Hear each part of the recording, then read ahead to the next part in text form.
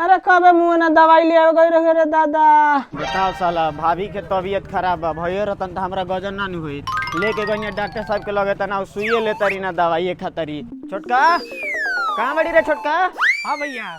चम्मच पानी ले कही चम्मच नहीं खे तो काढ़ी लिया आनी मारे साला एक झापर काढ़ी जौन गाय गुरु के दवाई पियल जाला काढ़ी काढ़ी। मत करो भौजी मत करो देखो ठीक हो जू दवाई लिया देले बनी।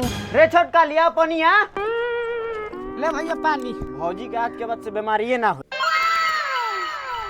तनी आदमी तो दुगो औरी लागी।